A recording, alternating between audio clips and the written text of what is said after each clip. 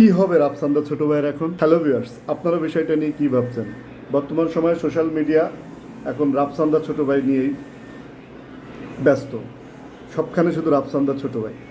তার বাবার লোন, তার অডি গাড়ি কেনা, তার ব্র্যান্ডিং প্রোডাক্ট ব্লু। তো এই সাম্প্রতিক তিনটি বিষয় নিয়ে সোশ্যাল মিডিয়া খুবই ব্যস্ত এবং আমরাও বিষয়টা নিয়ে খুবই ব্যস্ত। তো এর ভিতরে আমি যে কথাগুলো বলতে চাই আপনারা একটু শুনবেন। আমার দৃষ্টিভঙ্গি থেকে আমি বিষয়টা কীভাবে দেখছি। রাফসানদা ছোট ভাই তার ভিডিওতে বলেছে যে সে একজন যোগ্য সন্তান। তাহলে যোগ্য সন্তান যদি তুমি হয়ে থাকো তাহলে তোমার বাবা মার লোনটা অবশ্যই তোমার শোধ করা উচিত। কারণ আমরা কী দেখি, যদি ছেলে ঋণী হয় তাহলে পিতামাতা শোধ করে, আর যদি পিতামাতা ঋণী হয় তাহলে ছেলে শোধ করে। যার সামর্থ্য আছে সে সেটা করবে, সেটাই তার রেসপন্সিবিলিটি, সেটাই তার গুড গভর্নেন্স। দ্বিতীয় বিষয়টা হচ্ছে তার গাড়ি কেনা। সে তার বাবাকে গিফট করেছে, হ্যাঁ তার ইচ্ছা, সে গিফট করতেই পারে।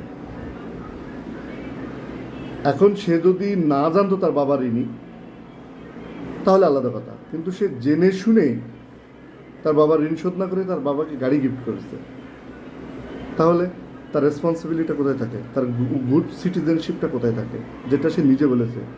তাকে শেখানো লাগবে না, সে অবশ্যই নিজেকে একটু গুড সিটিজেন মনে করে। তৃতীয় বিষয় হচ্ছে তার উৎপাদিত পণ্য ইলেকট্রোলাইট ড্রিঙ্কস নামজার ব্লু। এই ব্লু উৎপাদন এবং মোড়কীকরণ এবং বাজারজাতকরণ এই বিষয়ের উপরে কুমিল্লা বিএসটিআই তাদের ফ্যাক্টরি বা গোডাউনে ভিজিট করে। ভিজিট করার ফলে তারা অসঙ্গতি দেখতে পায় এবং সে কারণেই তাদের রুলস অনুযায়ী যে অসঙ্গতিগুলো দেখেছে তার কারণে তাকে 30,000 টাকা জরিমানা করা হয়।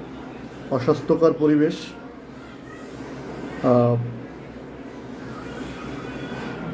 অটোমেটিক সিস্টেমে এটা মানে মোড়কীকরণ করা হয় না।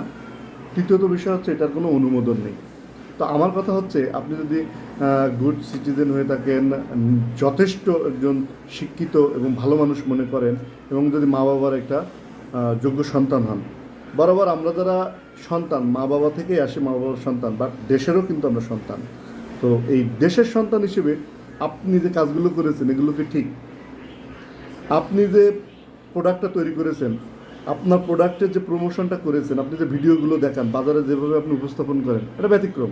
মানে আপনার লাইফস্টাইল, আপনি যেহেতু একজন ফুড ব্লগার, তাহলে ফুড ব্লগার হিসেবে আপনি কিভাবে একটা খাদ্যপণ্য এভাবে একটা অস্বাস্থ্যকর পরিবেশে তৈরি এবং মোড়কীকরণ, সর্বোপরি তার কোনো অনুমোদন নেই, তাহলে আমরা আপনার থেকে কী শিখব বা আপনি আমাদেরকে কী বোঝাতে চাচ্ছেন? আর আপনি যেটা আমাদের বোঝাতে চাচ্ছেন পাবলিককে আপনি সেটা বোঝেন আপনার, তাই মনে হয়? আপনি নিজেকে সবথেকে বেশি বুঝদার মনে করেন, আপনি নিজেকে সবথেকে জ্ঞানী মনে করেন, আর এটাই হচ্ছে আপনার ভুল ধারণা। কারণ আপনি নিজেই মনে করেন আপনি সব কিছু ভালো বোঝেন, আপনার মতো কেউ বোঝে না। এটাই হচ্ছে আপনার মূর্খতা, এটাই হচ্ছে আপনার অসম্পূর্ণতা, এটাই হচ্ছে আপনার শিক্ষার প্রকৃত অর্জন নয়। সো আপনি যে ভিডিওর মাধ্যমে যে বিষয়গুলো সামনে উপস্থাপন করেছেন এবং আপনি যে ভিডিওগুলো দিয়ে থাকেন, তার মধ্যে আমরা যেটা শিখেছি, আপনি বলে থাকেন আপনার ভিডিও থেকে যেন মানুষ শিক্ষা লাভ করে, বাচ্চারা, নারীরা, যুবকরা, তাদের উপরে যেন কোনো নেগেটিভ ইম্প্যাক্ট না পড়ে আপনার ভিডিওর মেসেজ থেকে, তথ্য থেকে। তাহলে আপনি যে ভিডিওগুলো করছেন তার থেকে আমরা কী মেসেজ পাচ্ছি? ভুল মেসেজ পাচ্ছে, তাদের উপর তারা নেতিবাচক ইফেক্ট পড়তেছে। যে আপনি একজন গুড সিটিজেন হিসেবে যে কাজগুলো করছেন, এটা তো মুখে আপনি গুড সিটিজেন বলেন, কিন্তু বাস্তবিকতা তো তা না। তাহলে ইফেক্ট পড়লো না? তাহলে তো আপনার কথার সাথে মিল নাই। তাহলে আপনি বলেন যে আপনি ভিডিও যদি বানান তা টাকার জন্য না, মানুষকে সার্ভ করার জন্য, তো আপনার তো এখন দেখা যাচ্ছে আপনার মূল লক্ষ্যই হচ্ছে টাকা। প্রথমত বিষয়ে আমি আবার আসি, আপনি গুড সিটিজেন এবং ভালো যদি সন্তান হয়ে থাকেন তাহলে অবশ্যই ব্যাংকের ঋণটা আপনার পরিশোধ করে দেওয়ার উদ্যোগ নেওয়া উচিত ছিল, যেহেতু আপনি বলেছেন যে আপনি এবং আপনার ভাই এটা পরিশোধ করার যোগ্যতা রাখেন। কারণ আপনি বলতেছেন ব্যাংক এবং কোম্পানি টার্মস অ্যান্ড কন্ডিশন। আরে ভাই, এইসব বোকা মানুষ আপনি ভাবেন যে ব্যাংক আপনাকে লোন দিয়েছে একটা টার্মস অ্যান্ড কন্ডিশনে, আপনি terms and condition fill up করেন নাই, এ কারণে আপনার নামে মামলা করেছে। আপনি টার্মস অ্যান্ড কন্ডিশন যদি পূরণ করতেন আপনার নামে তো মামলা হতো না।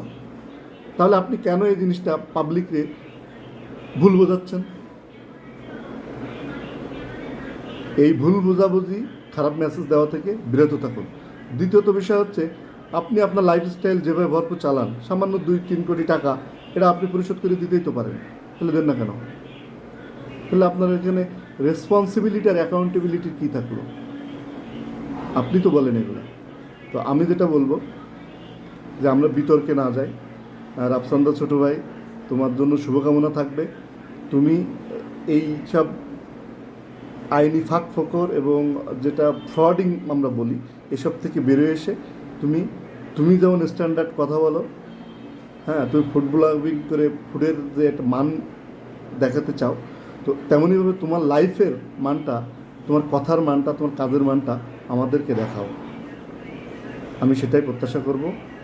এই সোশ্যাল মিডিয়া যারা আছে তারা সেটাই প্রত্যাশা করে বলে আমি মনে করি অন্তত। সো এই আইনি ফাঁক ফোকর, এদিক সেদিক, এটা সেটা ভূগোল না বুঝিয়ে লাইনে আসেন। প্রথমত বাপের যে লোনটা আছে সেই লোনটা পরিশোধ করেন,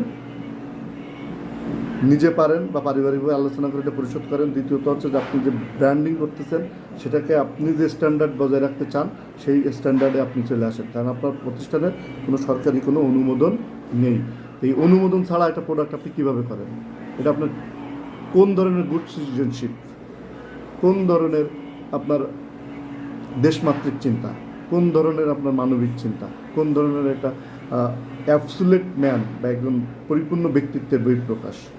সো আবারও বলছি যে এদিক ওদিক না করে, ভুং ভাং না করে, ভূগোল না বুঝিয়ে আপনার পিতামাতার লোন পরিশোধ করেন। প্রোডাক্ট যদি উৎপাদন করেন, ব্যবসা করতে চান, সেটা রুলস রেগুলেশন এবং স্ট্যান্ডার্ড মেনেই করেন। এবং ফেসবুকে, ইউটিউবে বা কন্টেন্ট ক্রিয়েশনের যে কথাগুলো বলবেন সেই কথাগুলোর সাথে বাস্তব জীবনের সাথে যদি মিল করতে পারেন তাহলে সেই কথাগুলো বলবেন, আর যদি না পারেন তাহলে সেই কথাগুলো থেকে বিরত থাকুন।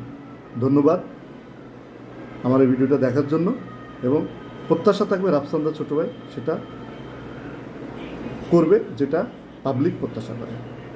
আবারও ধন্যবাদ সবাই।